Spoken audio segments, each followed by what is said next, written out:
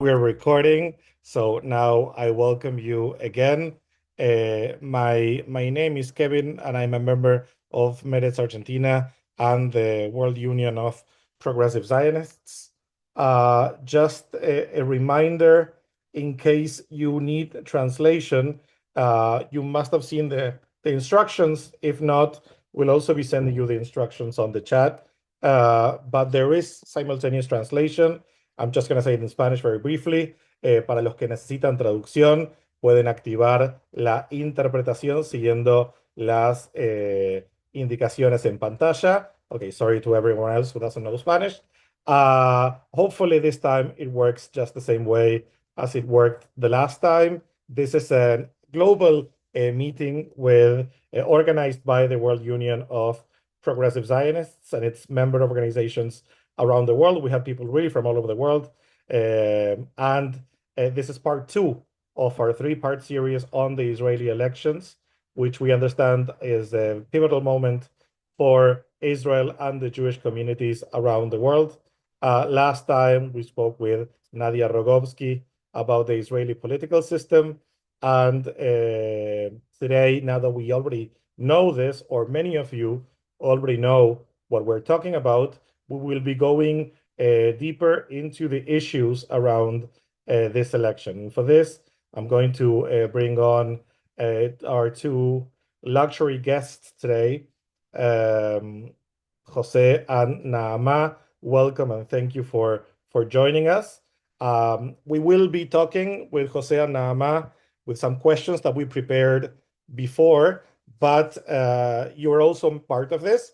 The whole public is a part of this. So please feel free to send your own questions to the user that shows up as the moderator.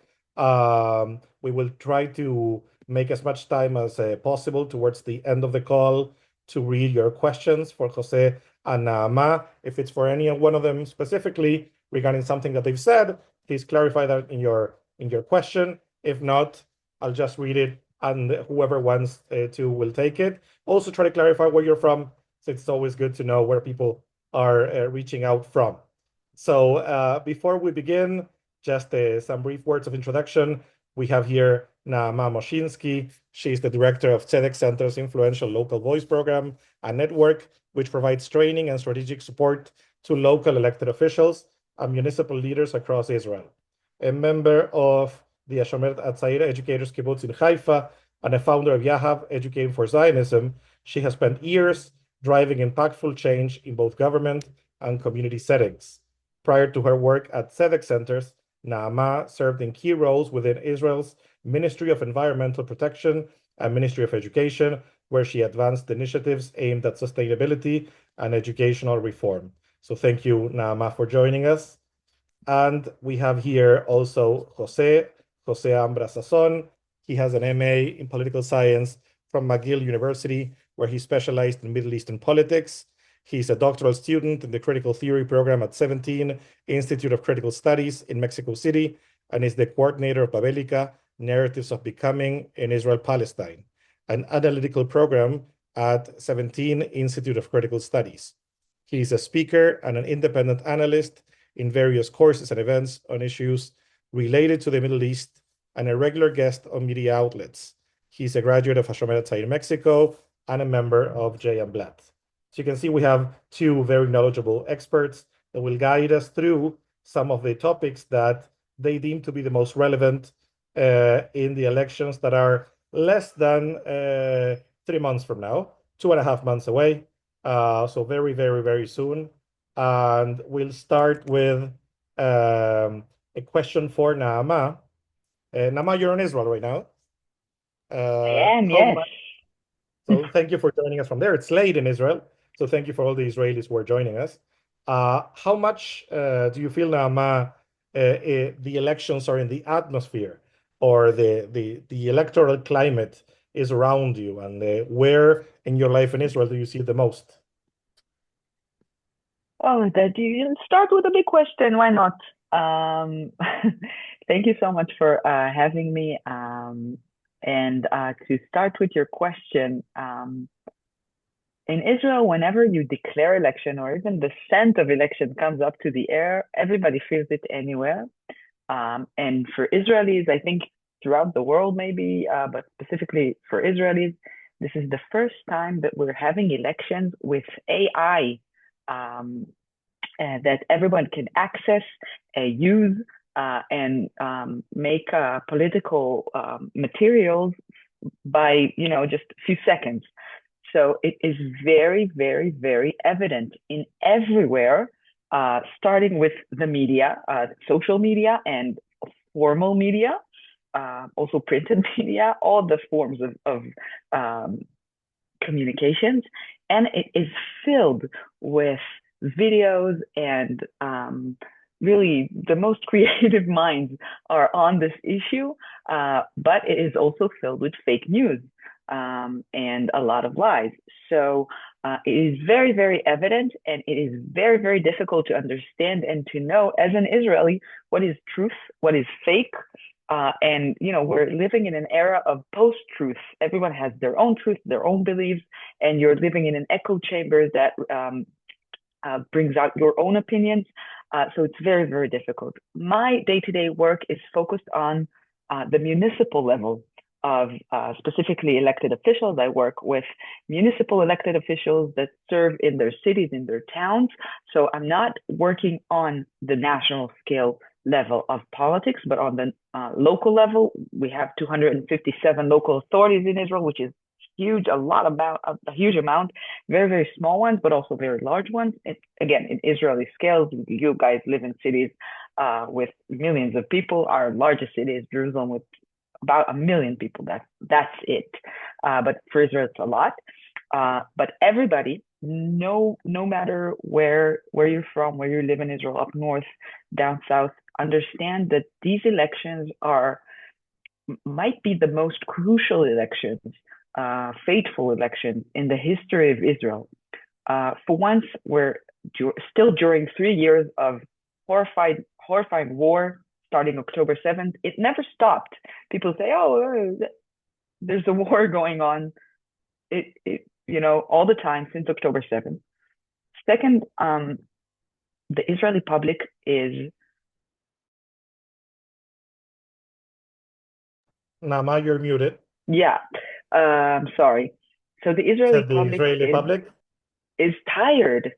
They're tired from years of war, from a very bad economical situation affected directly by the war, but also other subjects. People, put a lot of weight on this elections. I would say from my perspective as a leftist, as a member of the Democratic Party in Israel, from many different angles, a lot of people would say that if the left wing, the widest aspect of it would lose, if we would not be able to bring change, young people in Israel are discouraged and they say we might leave Israel. And this is joining a phenomena of a lot of young people leaving Israel. I'm not that young, I'm 37, but people my age, younger than me, a little bit older than me, thinking of leaving Israel. Zionist people, servants, people who served the army, people who did everything wrong, like the basic contract between a citizen and their government. You keep me safe, I serve, I give whatever I need, I pay taxes, I do whatever I need. In Israel, you have to go to the army too. I vote. That contract is broken, was broken on October 7th, has been broken ever since with this very difficult, horrifying government that is literally slapping the public's face. So it's combining this 3 years of war, a lot of desperation, and a really need of change with the technological abilities and AI. It's a very, very crucial election to the future of the state of Israel, to the Jewish people, maybe. A lot of issues. That's about it to start with, to kick us off. Thank you, Naamá. I think that was a great introduction. I was just offended by you saying that 37 is not young, but I'm 36, so I guess I still have 1 year. And remember, I'm getting some questions from the public, but whoever wants to address Jose and Naamá regarding the things that they've been saying, that they will say, or some questions that you will have that you came with, please feel free to write to moderator, and we'll address them at the end of the talk. Just 1 second. I'm hearing we have some problem with the translation into Italian. Let me know by message if we have it. And also, before we move over to Jose, I just saw that a friend of mine, I don't want to name him because I don't want to put him on the spot, who made Aliyah about 2 weeks ago, has joined the meeting. So hopefully this will help him make the right choice on October 27th. I think people who made Aliyah now will be in the voters record, but we can check. And Jose, let's go over to you, and thank you also for joining us. Jose, this will be, and Naamá mentioned this, the first Israeli election since October 7th. And actually I was surprised by this fact, the first Israeli government since 1988 to have finished its full term. Right. For those of you who joined us last week, you know that it's very common for governments to actually collapse, for coalition governments to collapse before their 4-year term. And this actually hasn't, a government hasn't fulfilled its 4-year term since for a very long time. What do you think has changed since the last elections that took place in November of 2022? Thanks, Kevin. And well, before answering, I'm also very grateful to be here and to share with you, some ideas. Tackling your question, what has changed? Basically, an erosion of state institutions driven by the current government, including the ones we understand as underpinnings of the democratic system that still endure in Israel proper, which doesn't include, we know, East Jerusalem, the rest of the West Bank, and of course, the Gaza Strip. A few examples. The undermining of judicial power has been systematic. A few weeks after the Netanyahu-led government took office, the judicial overhaul and out-of-mandate policy brought many Israelis into the streets. The social opposition, and since then at the polls, has shown a lack of confidence in this government. Then came the October 7th terror attack and a lack of accountability from those primarily responsible for guaranteeing Israeli citizen security, which Naamá already said about this social contract that was broken. And namely, Benjamin Netanyahu and his government are responsible, and they're not been taken to, they haven't assumed that responsibility.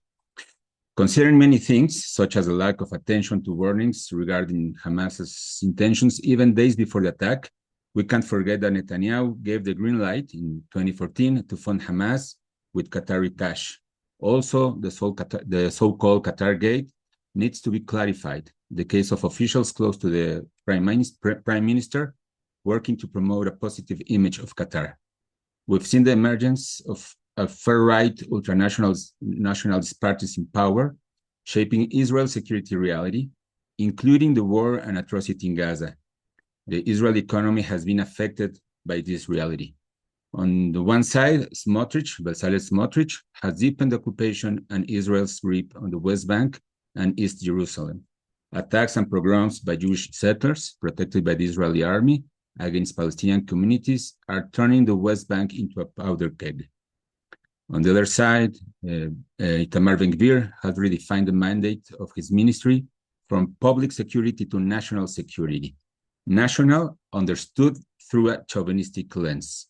Security for Jews, and in Ben-Gvir's sense, only for the right kind of Jews, and the lack of attention to growing crime in Arab Israeli communities the lack of attention to growing crime in Arab Israeli communities is explained by this new policy, rooted in an ideological rather than a security approach. That's part also of the broken social contract. This coalition has held together for its full four-year term, the first to do since 1988, as you point out, Kevin, not out of unity, but out of necessity. Had it collapsed, none of its component parties were confident they would recover power in early elections. Ben-Gvir and Smotrich threatened more than once to walk out, particularly during the Gaza ceasefire negotiations mediated by the US. But each time, the threat stopped short of an actual rupture. And something like that we can say about the Haredim parties regarding the conscription laws. In this election, Israel is risking the lifeline of its not yet mature democratic character. Thanks to this partnership, Likud has become a far-right party, a process at least a decade in the making. Corruption is central to this story too. Netanyahu has governed for years under the shadow of his own corruption trials, and much of his political survival strategy is inseparable from his need to remain in office while those cases are pending. The political left has nearly disappeared, though it's still breathing, while the social left is much stronger, though still marginal, given the fear-driven chauvinistic discourse dominating the right. This same climate has fueled attacks on the free press, on left-wing and liberal Israelis, and on Israel's Palestinian citizens. Considering the erosion of democracy, we should take a look on the recent Knesset decisions just last July, at the end of the term of the Knesset. They approved several laws that should they need to bring up to our attention. One of them is a law reducing the authority of the Attorney General, which her opinions, in this case, are no longer binding on the government. Another law is expanding gender segregation in graduate programs already in place at the undergraduate level. That's in the universities. So it's kind of surprising for a state that is called by itself as a democratic state. The government, this is another law that was, decision that was approved. There's the government's unilateral decision not to honor a Supreme Court ruling on the broadcasting regulation, which attacks free press, of course. And this basic law called the Torah Study Basic Law, which is only one phrase that says Torah studies a foundational value in the heritage of the Jewish people and in the state of Israel, which in one way or another, it's an ordinary declaratory law becomes a backdoor way of shielding Haredi men from conscription. That is part of the topics for this election. And in July, also there was a mandatory military, a reduction in the mandatory military service. It comes together with this, and it's keeping the 32 months instead of letting it drop to 30, which creates a lot of pressure and tensions in this Israeli society. All of this is unfolding under a permanent multi-front war. Just a few hours ago, the Netanyahu-led cabinet rejected the agreement for the disarming of Hamas and the Israeli withdrawal from more of the 50% of the Gaza Strip. All of this mediated by Trump's so-called Board of Peace. And the rest of the multi-front war is composed mainly by Iran and its proxies, the Houthis in Yemen, Hezbollah in Lebanon, the Shia militias in Iraq, and whoever else wants to attack and be part of this multi-front war. And of course, Israel growing international isolation from the European Union, the US, both socially and politically, and the wider Middle East. The Abraham Accords have been affected and weakened, while new alliances have emerged that shift the regional balance. Most notably, the Mutual Defense Pact seen last week in Mecca between Saudi Arabia, Pakistan, and Turkey, which in one way or another takes, debilitates the U.S. influence in the region. In a nutshell, since last elections, Israel is losing its democratic aura. I don't think it's a full democracy, given the occupation and the democratic rule over non-Jews, ergo the Palestinians. Just a pearl that confirms this pessimistic conclusion. According to the last survey of the Israeli Democracy Institute, 70% of Israelis think that there is a danger to the integrity of October's election. This echoes Yitzhak Herzog, the Israeli president, warning a few weeks ago. However, there is an optimistic note. We've seen much more open and outspoken resistance from civil society movements, still marginal, but potentially capable of producing electoral surprises. Arab-Jewish co-resistance is in particular,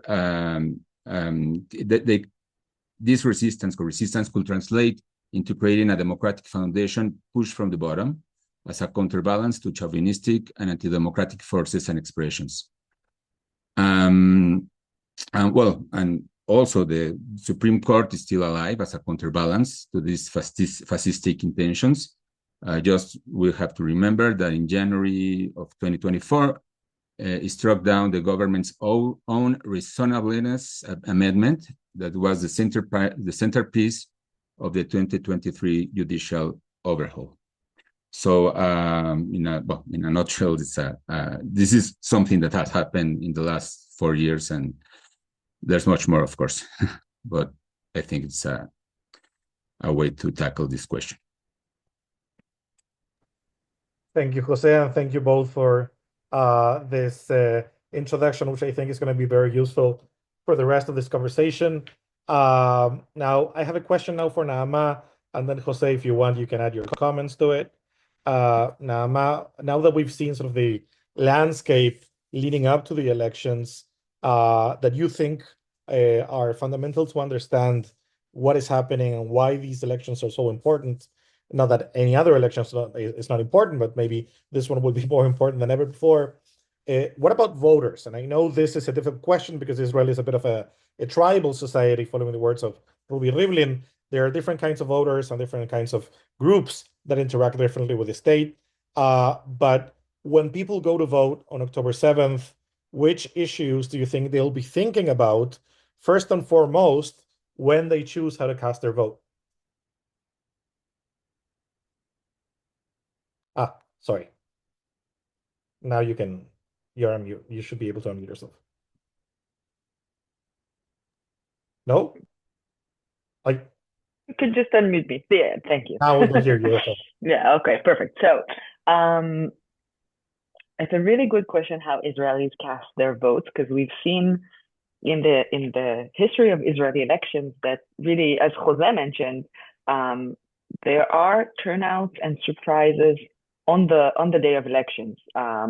For instance, Naftali Bennett is always leading in the polls, and in the votings, in the results, he's always letting down. So he is predicted in the last election historically, that all the elections that he's participated in various parties, that they're getting a lot of mandates in the polls, and then on the election days, it's shrinking down. Netanyahu, with his famous Arabs are running to the polls videos, changed de facto the elections results. He did what he does best. He did his own propaganda against the Arab citizens of Israel, and it actually affected. So election day is election day, and we don't know. What we do know, and Jose, I guess, knows that better than me as a professor of Israeli politics, to say the least. Israelis debate, and they don't decide what to vote basically until they get to the poll. They see all the different slates and they choose, and then they cast their vote, and it could be literally in the poll itself. But, and it's a huge but, and Jose touched, I think, all the topics. I think there are about 4 main issues that Israelis will cast their votes upon in this election, and I will touch them shortly. So the first one is security. The security question is the most prominent question in Israel since day one, since 48, since before that.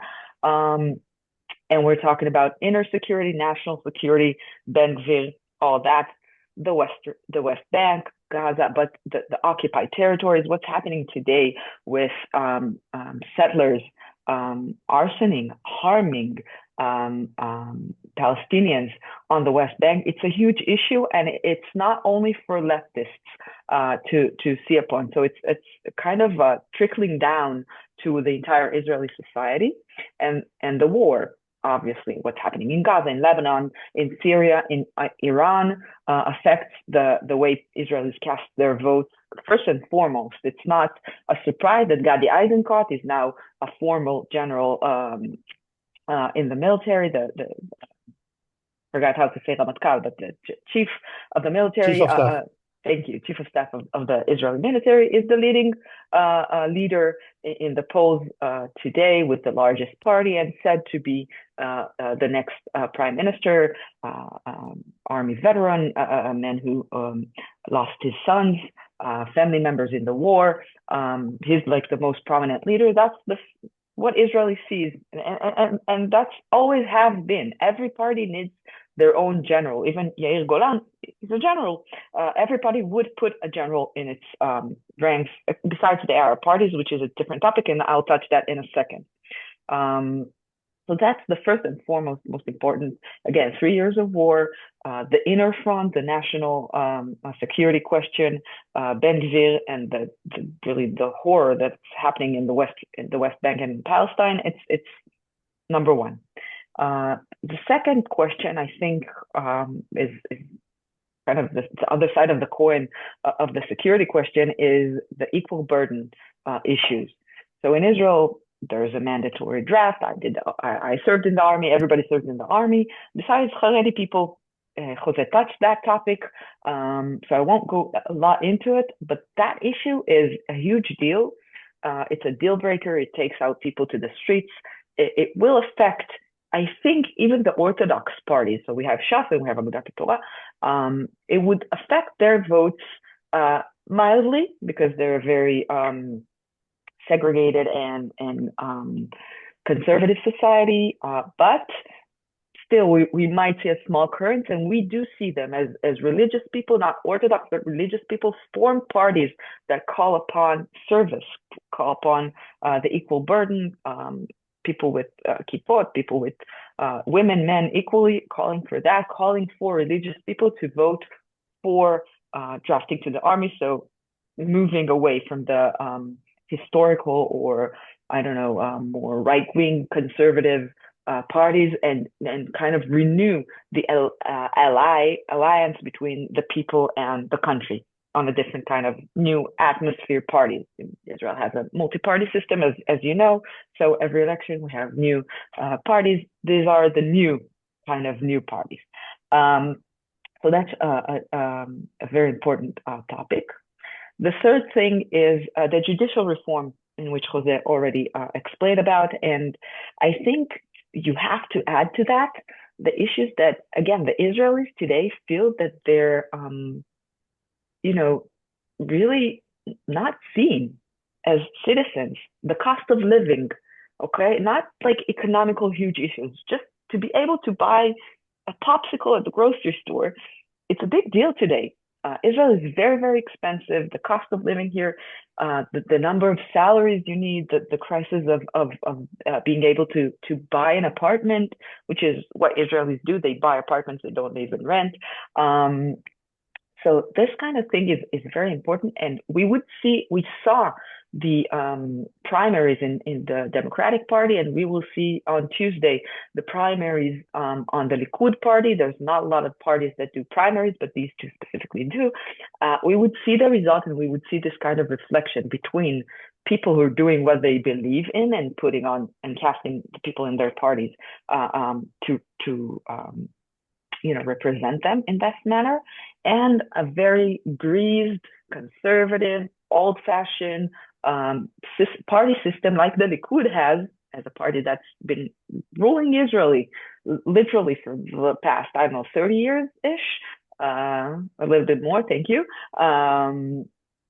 So that kind of mechanism is really, really strong. So it's going to be very interesting to see who's going to be coming up, what names would be coming up in the primaries in the Likud. It would be a reflection of the Israeli public, the Likud public, saying what we're believing in. And I, don't take me by the word, but I predict that cost of living, those issues would be very evident in how people would cast their votes. Besides the fact that Bibi controls the elections and he moved a lot of people down the list, but people are starting to rebel in the Likud system because they feel the burden on their shoulders. And that brings me to the last topic I think Israelis would vote upon, which is money. the economy. The economy is shit. Pardon my French. But the economic system in Israel, the economy itself is very, very bad. We are, after a lot of years of privatizations, money going from governmental local authorities to private hands, the average Israeli has to pay a lot for stuff that are basic to us. For me, education is basic. I do not need to pay for it yet. The country is only paying for education from age 3. And even then, it's very, very expensive. I as a parent, have to put more money than I would have expected. And the product, the education, is not a good product. There are crises with teachers, with kindergartners, with assistants, with doctors, every public position, doctors, everything is underpaid, overworked, for 3 years of war, and the services, the public services, it's like no way out. We as socialist, social democratic people understand that the way to deal with that is to bring back the power to the government and to bring that power back to the citizens. That's what we understand. But those kind of privatizations, large privatization and huge, deep currents in the Israeli economy have changed the way the Israelis think and believe that they can cultivate change. And I think I see kind of that more lower stream, okay? That Israelis would probably cast their votes, not on who would promise them money, but on who would presume to say to fix the system, to fix the broken system of the government. It's the other side of the coin of the judicial reform. So if we're saying the public and the government's trust has been broken, okay, about a very, very low percentage of people in Israel trust their government, not because of Bibi specifically, but the government as a form of ruling. They trust local authorities, by the way, in high numbers, but the government they don't trust. And so times 4, 16%, and about, I don't know, multiplied by 4, I think it's about 60% that trust the local authorities. So you can see that whoever would promise, it's kind of a populist promise, right? I would change the system. I would clean the system. I would move out the corrupted people. I would bring out more money to those workers. I would do whatever is needed to. I think deep down, after security, after the draft and the equal burden, and after the judicial reform, the money issues, the financial issues, the structural financial issues are another issue that people would vote upon. And I would also like to add kind of a small, tiny star that 20% of the Israeli voters are Arabs. Arab citizens of Israel, as we can call them, Palestine Israelis, we can call them in very different names. I don't want to get into the definition, so I will just use as Arab citizens of Israel. And those people vote in a different kind of way. It's a lot of votes. And we've seen in the past week, Yoav Segalovich, who was a very high-ranked police officer, who was in charge in Memshelet HaShinui, I don't know how to say it in English, but in the Lapid-Bennett government. Government of change. Thank you. Who was in charge of decreasing the crime rates in the Arab society in Israel, joining Ra'am, which is an Arab party who had, I think, never in history had a Jew in its ranks, if I'm not mistaken. Yoav Segalovich, yes. So that is kind of a big bang here in the local Arab politics. And it is presumed to bring in more trust. He left Lapid's party, Bennett Lapid's party, to go to Ra'am. It's a huge deal. We don't know still what would become of it and how the voting rates in the Arab society, which are usually lower on national elections, would turn out. So that's Big Bang, number one. And another tiny population that we need to put our eye on are the former, or I would say most generally, Russian speakers or Russian understanders in Israel. So we had a huge immigration because of the war in Ukraine, because of the politics in Russia, a huge wave of newcomers to Israel, which are more they're younger, they're like creative class. So there are a lot of artists, there are a lot of people who are, it's not like the waves of Aliyah in the 90s, which we had a lot of engineers, doctors. It's more free people, more less free people who seek different politics. They're presumed to bring out a new turnout, about 400,000 people, which is about, I don't know, it could be almost 10 mandates, 10 slates on the Israeli elections, about-ish. And they will not vote to Lieberman, which is the Israel Beitenu, the Russian party, sorry. They're presumed to vote differently, either very right-wing, more right-wing than Lieberman, stuff like that, or very left. So we don't know. So that's kind of, it's not really 10 mandates on the swing side, but it's a big public that we need to look on the Jewish kind of aspect of society. So to say conclusively, or just to sum it up, security, always security, the draft, the equal burden, the judicial reform, and all that comes with that, money. And then you have specific crowds, the Arab society and the Russian speakers, which we need to look upon that they vote in kind of different manners. That's my perspective.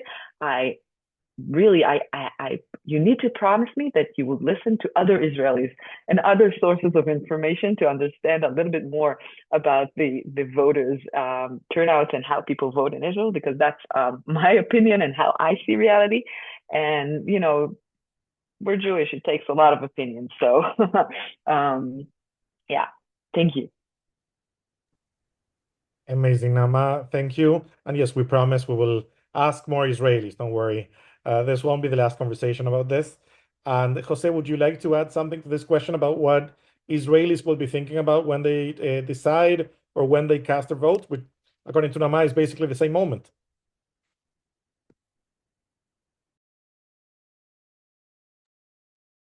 Sorry. Okay, thanks. Well, I agree with Naamá and her point of view. Actually, it's very interesting to see how this is. Well, the topics are being tackled from an Israeli perspective, of course, which is always refreshing. I would like to add a couple of things only, which are also. I mean, yeah, they're also in the debate, in the discussion, from where I can see them, considering the social mood, but also the political platforms that are being shown already. One of the things that should be considered is the term limits. It's been in the debate for 4 or 5 years ago, to limit the terms that are prime minister can be prime minister. No, so if a person can be a prime minister, a politician. In this case, limiting what we are experiencing with Netanyahu being in power for many years. I don't know. Maybe now it's almost 18. I don't know. So 18 out of the last 19 years. So to limit that to 2 or 3 terms, depending of the party who's pushing that in its platform. So that's one of the things that I think are inside the debate from the social point of view. The tension between having a constitution or keep the basic law system, which is very influenced by these sectorial parties that are since the independence of the state, with the Haredim parties pushing the Alahic point of view, which is determinates much of the quotidianity and day-to-day life in Israel.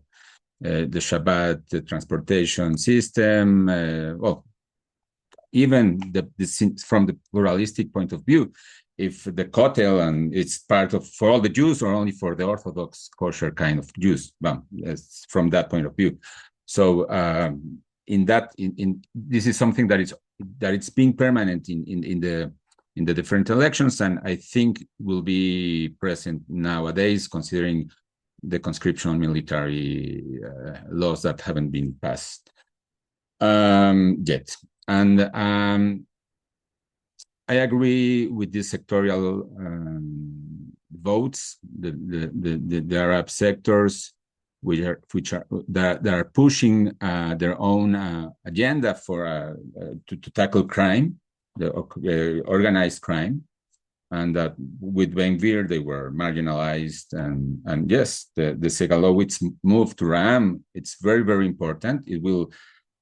I think it will have an impact. We have to see how the polls respond to this. But what is interesting with Ram, which was the first Arab party to participate in a government, in the so-called government of change with Bennett and Lapid, it not only accepted a Jewish candidate for the first time, but also renounced to the Islamic movement of Israel. So it's becoming more democratic. Even Abbas, the leader of Mansour Abbas, the leader of Ram, declared a couple of years ago that he recognized Israel as a Jewish state. So we have this debate that we don't want to have a coalition with Arabs, and we only have a Zionist coalition.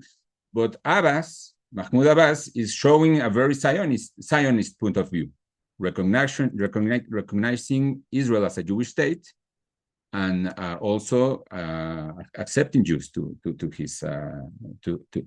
his party. So I think this is part of the discussion that will be, well, might create some surprises in 10 weeks.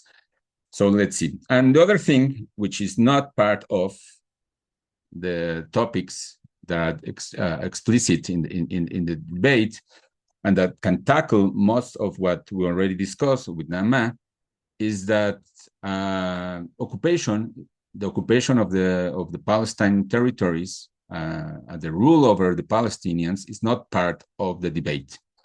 This is a great chance for the left-wing Zionist and non-Zionist parties to articulate what they haven't done in decades.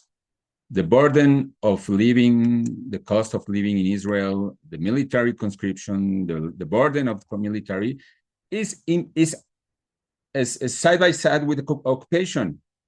With Smotrich and before Smotrich, they're fooling the settlements in the West Bank, in East Jerusalem, with all the money that it's needed for education, for the cost of living in Israel, for Kupat Cholim, the health system. So this is part of the challenge, and I think it's almost the last call to tackle that. With all the pessimism, the optimism is that there are forces, political and social forces in Israel, that have this very clear. I hope the parties that are part of this point of view can and are able not to dilute anymore. We see the Israeli left almost disappearing because they diluted its own message, and this is the opportunity. And one more thing, we think about the Bibi non-Bibi topic. No, anyone but Bibi. But on those anyone but Bibi, most of them are against tackling this issue of occupation. They rechazar, Kevin, please. Again? Reject. Thanks. They reject the idea of a Palestinian state side by side with Israel.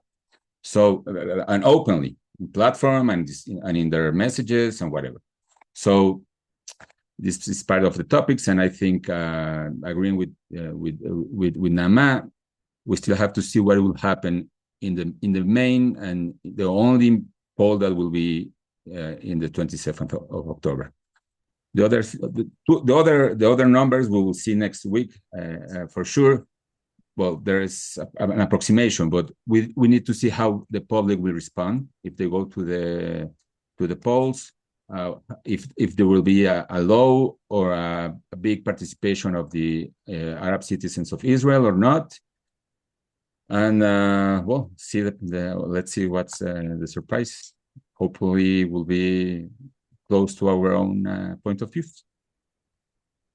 Thank you, Jose, and thank you, Naamá. And what you said just now was a good segue to remind everyone that next week, the same time as today, we're going to be meeting with Ron Skolnick, who will be looking over the polls and sort of project what we should expect. And we're going to devote the last whole session to what the numbers are telling us and what we should predict, which also leads us, so don't miss out on next week, where we will end this three-part online course. But Naamá, since we are here today, I imagine you, like many of us, are frantically looking at the polls, trying to get some hope for October 27th, and see what can come out of this.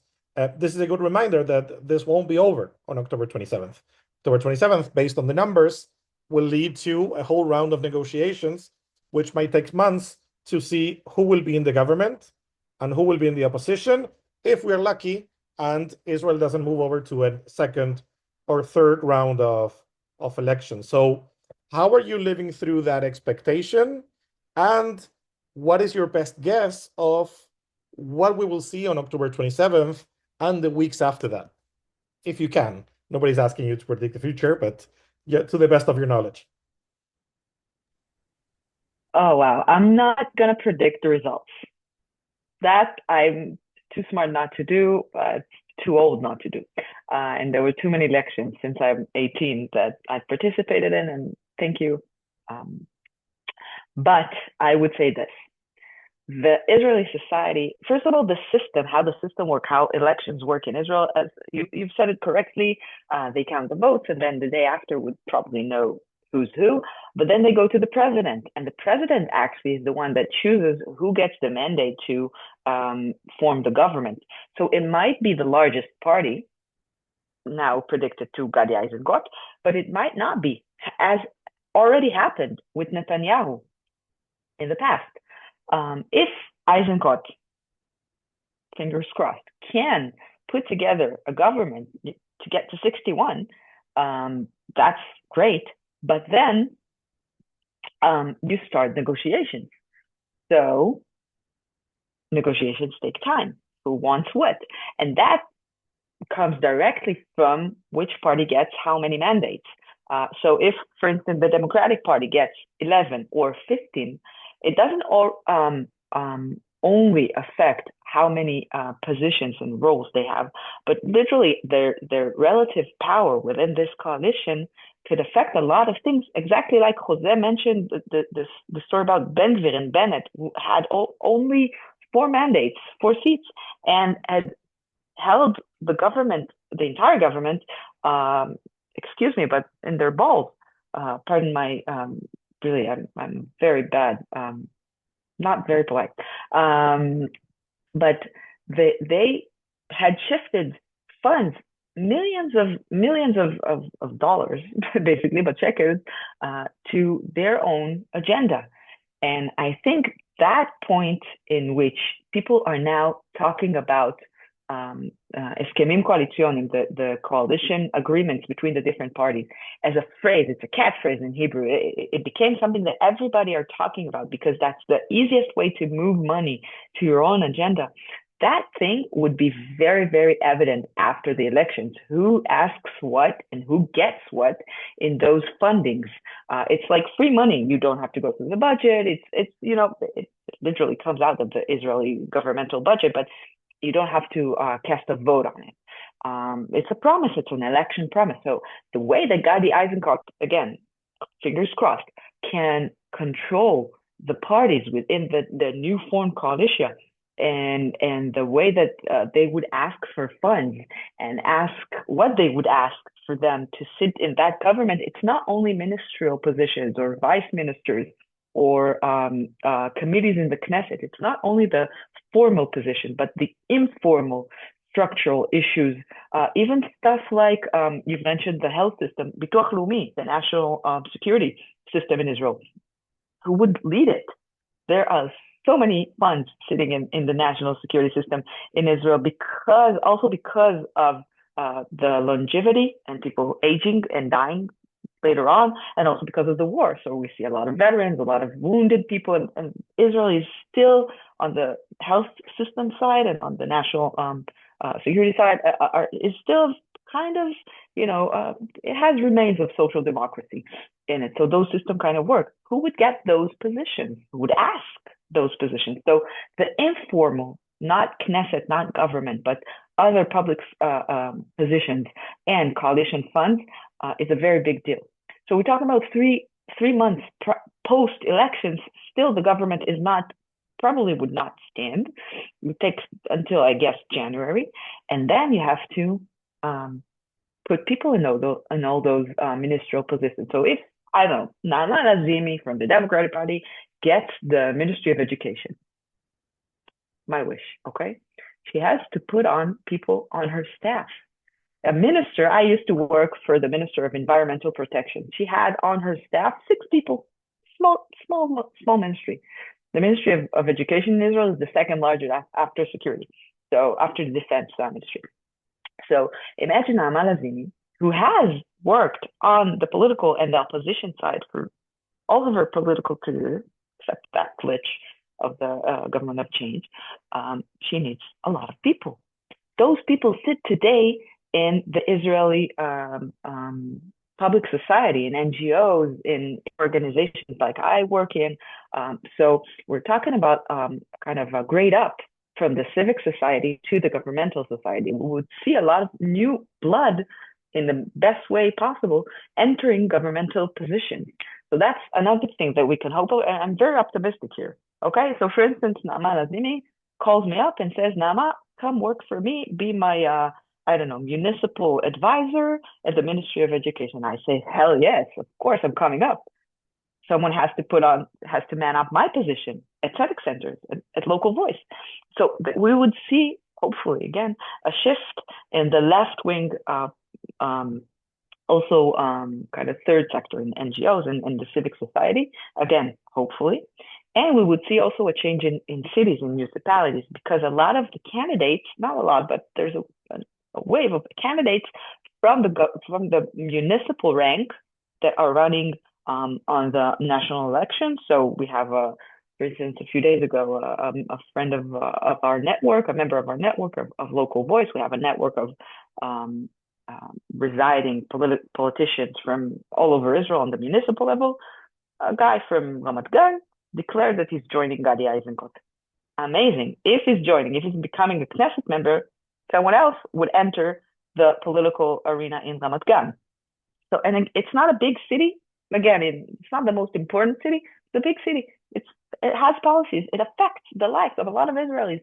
And a mayor in Israel today has the power, like a minister. It's very rikuzi. Concentrated. Thank you. Concentrated position. So a mayor has a lot of effect about the people of the inhabitants of their city. Sometimes a mayor is even stronger than a minister. So that kind of politics we would see changing, again, depending on the results. And I haven't touched anything on the social issues of the Israeli society. So we're talking about a polarized society. It's not the 4 tribes of Rivlin. I think that speech was, it has a lot of damages that it's done to the Israeli society, because the Israeli society is not 4 tribes. It's 1,000,001 tribes. Each of us would say their identity to the, my heritage from heritage. I am a descendant of, my husband is a descendant of. We're mixed. We're too mixed to be, diverse into 4 tribes. And our issues are cross-sectional.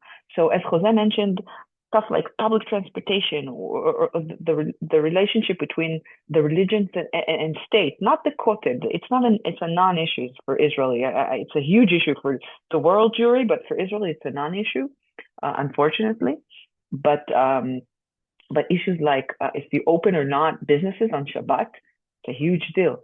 And people from the Likud who are the voters from the Likud, and they're gay, and they are secular, and they want businesses to be open on Shabbat, like, I don't know, Amir Ohana, for instance, okay? They don't want the Orthodox to be, ruling those, and that's the issue. So we see the cross-sectionals between, again, a person like Amir Ohana and a person like, I don't know, Gilad Karib, who's actually religious, and a rabbi. But we are facing a society which is traumatized since COVID, basically. So we have 6 years of huge damages that has been done. Just put to your mind a student that was, I don't know, 13 in 2020. They're now 19. They're joining the army or already joined the army. They studied in high school during COVID and during wars, and during most of their school was through Zoom. Okay, they have a shit experience, again, sorry, because the teacher's quality is bad, because nobody likes the teachers, and this is a very bad public position, and the education system is dried out. They're now joined the army. They're probably more nationalists. They don't know how to communicate with each other, and they know firsthand people who have died, their friends, their family members in the war, either on October 7th or the 3 years past that. How do you heal a society that is so wounded? Every government that would be elected on October 27th that does not comprehend that the biggest issue for the Israeli society is to rebuild itself from within would fall. And every government that would look upon 4 years or on only political survival would fail. But if a government would not survive, which would probably happen if Gadi Eisenkot is prime minister, he would probably not hold for 4 years. Again, I would not wish that, but I don't know. Because all the time there would be clashes on ideology and politics. It is what it is. And because Gadi Eisenkot would bring out probably about 20 newcomers into the system, they don't know how to work the Knesset. They don't know how to use the methods and the politics that are written in the Israeli book of laws and book of, I don't know, how to work the Knesset, like the Likud party, who ruled, like Shas, like Aguda, like all the parties that sat on the coalition for many, many years and worked the system, the committees in the Knesset, the governmental offices. They don't know how to do that. So we're talking about newbies, freshmen, entering the political system in a broken society, in a mechanism that is easily spitting them out, easily, and breaking them because they don't know how to work it. And a starving and very, very eager public society or organized civic society that is really, really eager to help, even moving positions, again, manning the positions in the governmental offices, but all are with almost no experience. Very, very wise and smart people. There's an organization in Israel focusing only on creating those coalitional agreements and laws to be made on the day a new government is sworn in. I know because I'm working on specifically the position of council members and their status to put in those kind of agreement on the interior ministry front of that organization. It's called Bonim Mechadash, Rebuilding the Israeli Society. It's led by Naamá, who was the general director of Lapid's prime minister office. I don't know if it says anything to anyone, but it's out there. And so they're focusing on that. And there are a lot of other organizations doing that. But again, it doesn't really matter I think I would say this, I rephrase, the gap between how the political system works and the most important position, the most important issue that each political person, elected official, is locked upon, which is to get reelected, okay? The gap between that and the damage and the polarization and the brokenness of the Israeli society, that gap is a huge weight on the shoulders of every new government that would arise. The Likud has the advantage of pushing down that system, suffocating it, the voices of citizens, of marginalized societies and citizens in Israel. So they have the experience and the ability to do so. But every new government, every hope-declaring government has that strain upon their shoulders. I can promise that I would do whatever it takes to support. And I think there's a lot of people, there's not a lot of people like me in my position, in my role, but I think a lot of people who are similar to me, public servants in their kind of perspective, or I work in an NGO, but I am a public servant. That's what I declared my life to. There's not, those people are eager to charge and to go forward and to say, I'm here. Let's do the work together.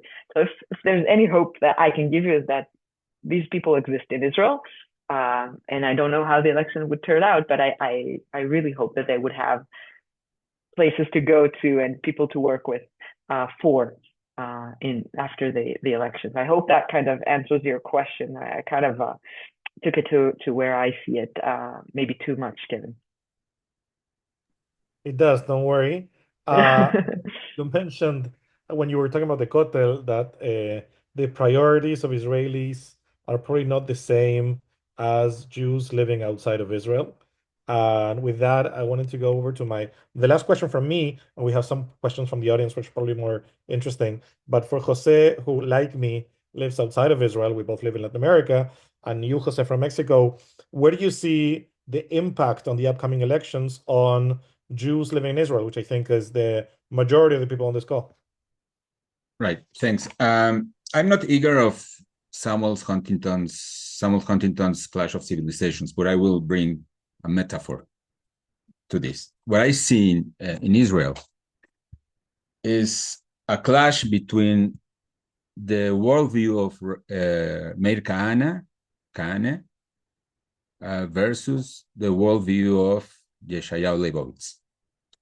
This is it's a way to understand what's happening and what will become after these elections. I agree. They're crucial, even existentialist.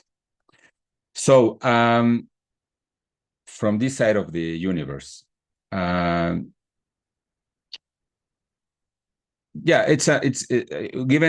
this metaphor, Yeshayahu Leibovitz, Meir Kahane kind of discussion, cleavage in the Israeli reality nowadays. The question that I see, and that will be crucial also for the rest, for the Jews in the different communities around the world, is how to identify with Israel, the Israelis that will become after this first, or I don't know how many elections, that will define the nature of Israel as a country. Will it be a democratic state, or will it be a more Jewish state? If it will be a democratic state, we're supposed, and we have to be clear that democracy is not given in any country, and of course not in Israel. Will it be there will be full social, economic, and political rights for all the Israeli citizens, which means also full rights for non-Jewish citizens of Israel.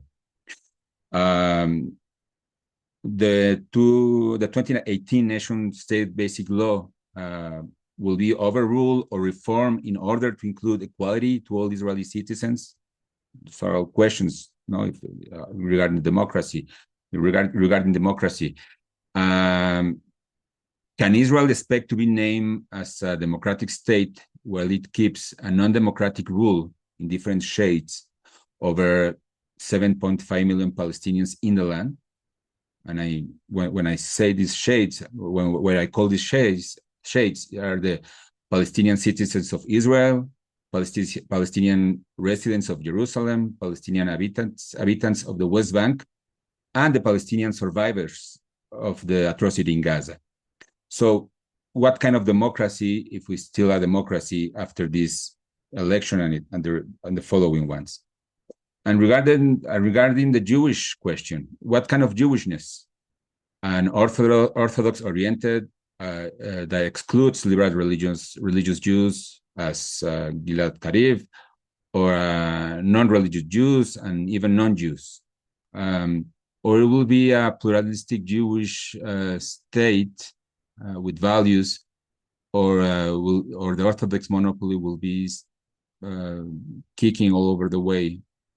So this is why when I talk about the Yeshayahu Leibovitz Klevich, this is what is from this side of the universe. This is what I see, and this is what it makes me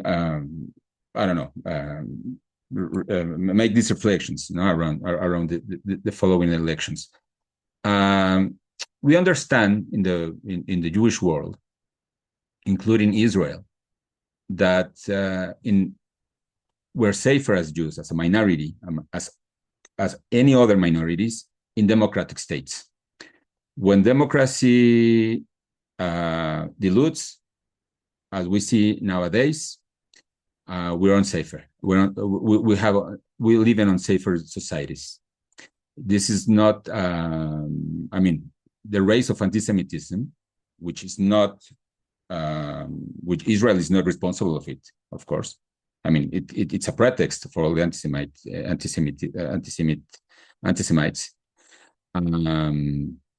Well, we feel unsafe in the US, in Canada, in Australia, Europe, in Mexico, Latin America, in Argentina.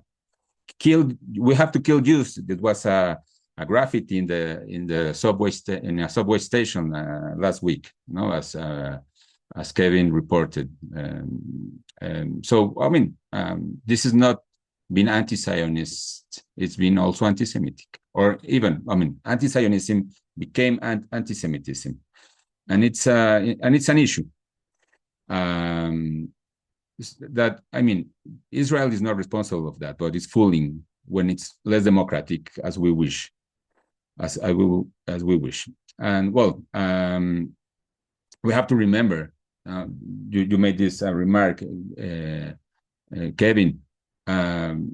Most of the Jews in the world were not Orthodox, so things as the Kotel, which is maybe not very interesting for many Israelis. It's very symbolic, and after all, it has an impact in the Israeli society, because an open Kotel for the women of the wall, for example, means also an opportunity to open business in Shabbat and have public transportation in Shabbat for many Israelis who cannot afford a car to drive to see their mom or their family on the other side of the country, for example. So from outside of Israel, the thing is how we will what Israel will become after these elections and the following ones. The disidentification process with a non-real democratic Jewish state will go ahead or not. We have this fantasy to revive the bond ideology, which, for me, is a fantasy. So are we going to be orphans, or not, the liberal left-wing Jews in the world? Anyway, I wish for a more democratic, a real democratic Jewish state. And this is a great paradox I see on my own position. I'm rooting for this real democratic state, Jewish state, while the democratic values are retracting in the international system headed by the Trump administration in the US, where the largest Jewish community lives.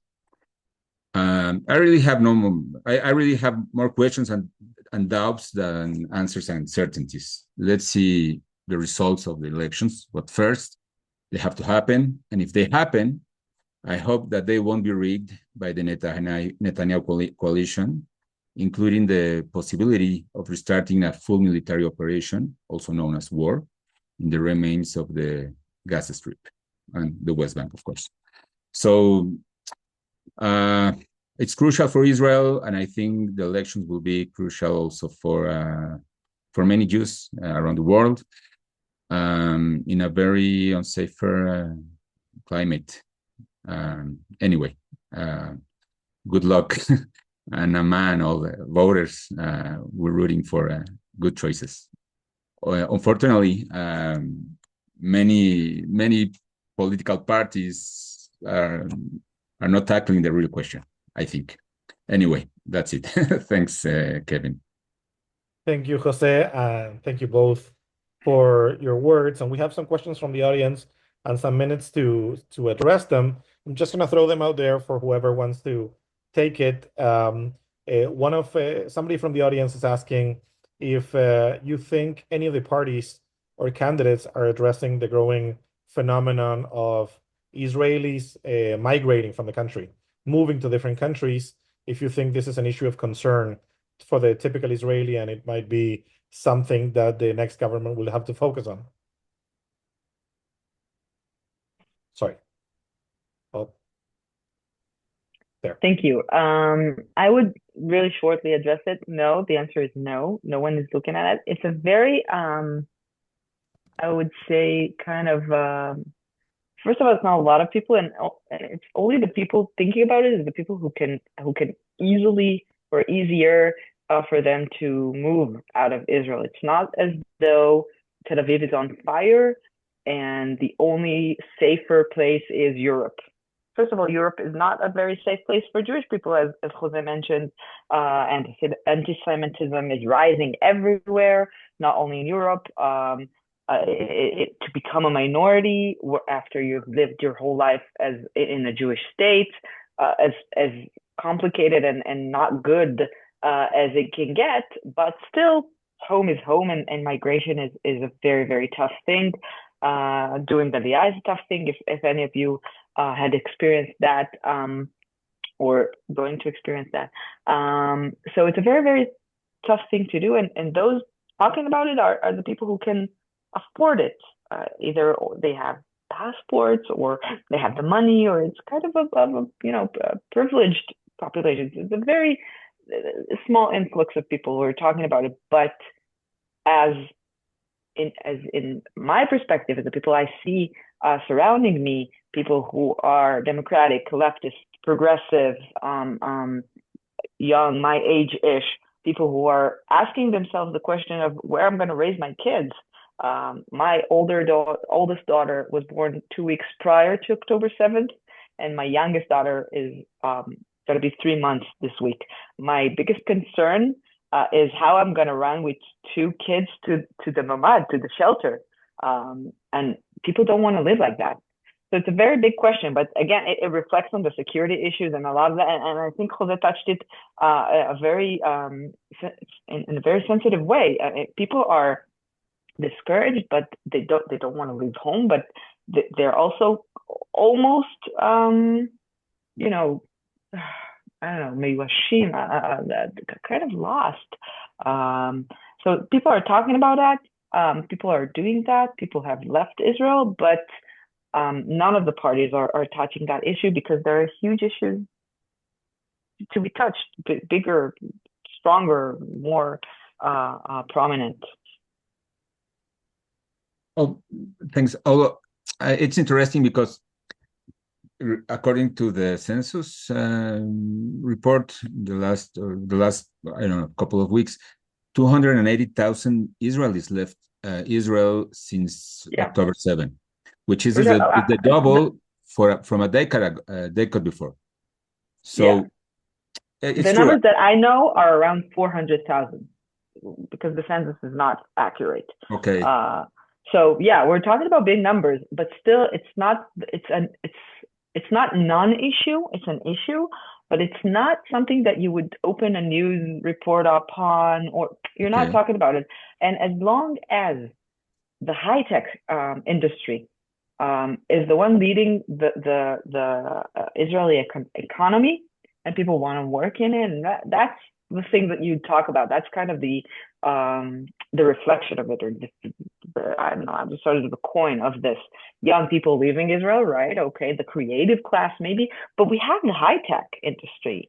You can work in high-tech. You can become an engineer. You can write code. You can do that, blah, blah, blah. So there's hope for those kind of spoiled liberals.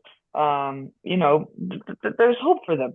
But high-tech is not working. And one industry that is supporting almost 10% of the Israeli economy, it's not working. It's going to collapse if we continue in this path. But it's a different topic, and I think it's not going to open the news reports. Okay. Yeah, but it's true. No party is using. Well, it has that issue in its platform. Yeah. So it's Great. Thank you both. And I'm going to join two questions because we're running a bit out of time. So whoever wants to take them in the order in which you want to take them. Somebody asked if you can give us a view of which, and again, we will be discussing polls and potential scenarios with Ron Skolnick next week. So don't miss that. But since people are very anxious, somebody's asking if you could tell us which candidate or party do you think is most likely to be the possible leader of an anti-Netanyahu coalition?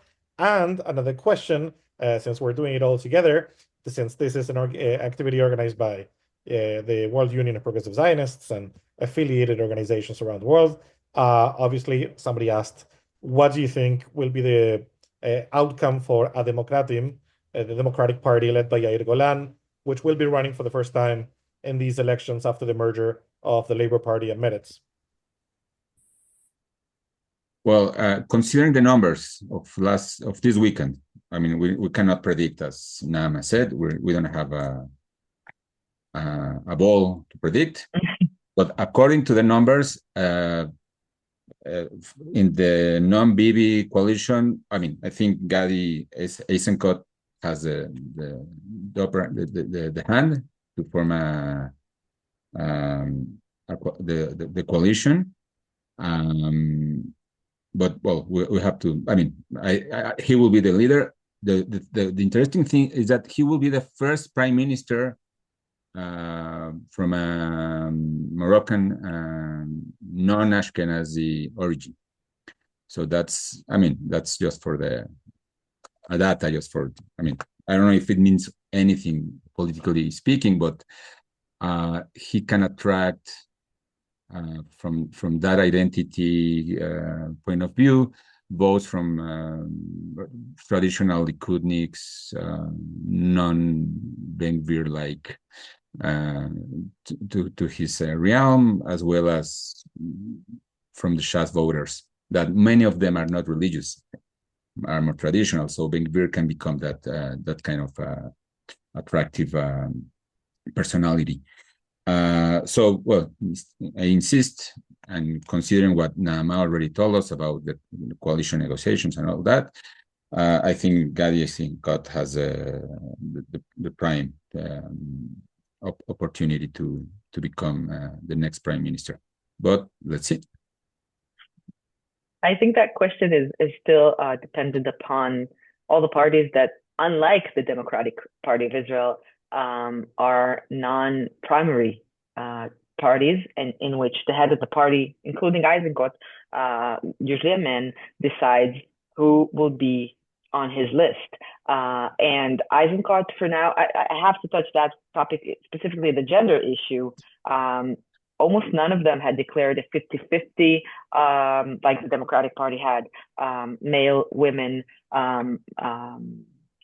position. A lot of them have women prominently. They're prominent leaders, amazing women, amazing men also. But still, we don't know how Bennett and Lapid will arrange their their list, how Eisenkot will arrange their list. And I want to remind us all that last time we had this kind of party that came out of nowhere, like Eisenkot. They put in people in the Knesset that did a lot of bad things, like Idit Silman, like Matan Kahana, who not only pushed laws that do damage, but specifically these two did not so much, but they actually ruined the government of change by their own fingers, voting and not voting for stuff. So that's a thing to remember, that those unfamiliar faces are not necessarily on our side.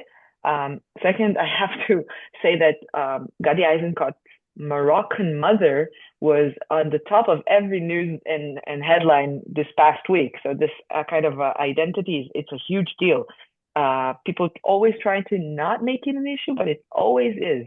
Netanyahu had raised it up to the influx of news, and Eisenkot did not remain silent, but his mother is on the news feed in this past week. And about the Democratic Party, Hademokratim, we don't know. It really does depend on a lot of things. But I think that the 10 top places that have won the primaries, I think it was 2 weeks ago, are very, very good. Very good people. We have a party that is known for eating its heads and pushing out people who have failed. And now we see the 3 Knesset members, besides Merav Michaeli, who's not running, on the top 3 places. That's a new thing. It's a new party. It's 2 parties system, which were very old. It feels kind of like the dust has been kind of shaken out. We see 120, 130 people voting in those primaries. It's numbers that have never been seen. It's only second to the Likud party. I think it might be around the same numbers. It's huge numbers for Israel. 130 people who vote on a primary. It's a huge deal. And so the list is, I think, very, very good. You have Lazimi, Kariv, Reiten, and then you have Yaya Fink, Gabi Lasky, Michal Rozin, Omri Ronen. So it's a combination of people who have a lot of really good experience, specifically Michal Rozin, who is one of the best lawmaking people from the opposition. She had managed to promote a lot of laws. Lazimi, Kariv, Reiten, very, very talented people. Gabi Lasky, and who was also a Knesset member, but Gabi, Omri, Radman, people from the front lines of the judiciary reform movement. I don't know how to say the mecha'a. People who really were, the protest. Gabi, she used to be a Knesset member, but she was one of the leading people who literally, as a lawyer, took people out of arrests. Police, a lot of people owe a lot to her. They arrested a lot of people. Omri, young prominent leader, lost his grandmother on October 7th in Kfar Aza. He's a fighter. He is a combat soldier. Fought in the war in Gaza and Lebanon. I'm proud to call him my friend also. Redman, one of the leaders, a high-tech person, one of the leaders of that movement of protest. So you see a very kind of variated list.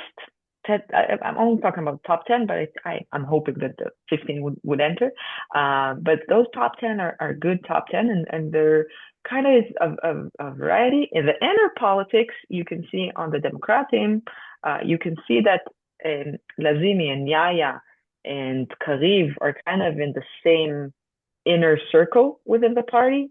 Efrat Reiten and Omri are in a second kind of circle, and Redman and Sumaya Bashir, a third one, and the Meretz people, Gabi and Michal, Gabi Lasky and Michal Rozin, in kind of a fourth circle. But we still don't know. It's a bit too early. They kind of moved too quickly from fighting each other on the primaries to uniting the front and fighting against the Likud and the other parties. So, and they're not very experienced in that. So they still have some time, but they're starting that fight. And I can say, as an Israeli, that a progressive Israeli, that for the first time in a long time, I listen to speeches and I'm filled with hope. And I think maybe to kind of, I don't know, to end my privilege to speak here tonight, hope is an ingredient that for a lot of Israelis is missing. We don't have a lot of hope to hang on to in the past 3 years in our lives in general. But you know, when I was a kid, a very young kid, we were talking about peace. We're not talking about peace anymore. But people are talking about peace in Israel and Palestine without us. But it's kind of a thing that, you know, you're not talking about it anymore. And to be listening to a speech by Yair Golan talking about peace with the Palestinians, I mean, wow. So in my echo chamber of progressive leftist Israelis, that's a lot, and we're very hopeful, I think. But we need to fight an uphill battle. Yeah, and I would like to add to this, the position of the Democrat team in that issue, the peace, the two-state solution, or whatever solution is there available, it's closer to Hadash than to the rest of the non-Bibi coalition, everyone but Bibi. So I think this is the big challenge for a Democrat team. And if they will be part of this second round of government of change, as happened in the first, well, 4 years ago, 5 years ago, their message will be diluted if they don't create a coalition with more natural partners on that side. We have to remember Hadash, it's an Arab Jewish party, which is in favor of a two-state solution. I mean, it's and Ram is the other one, and you have these new forces that are also coming from the civil society. This party, yeah, that came from Standing Together. So I mean, there are, for the Israeli left, there's a big challenge. It's an uphill track, as you said. Well,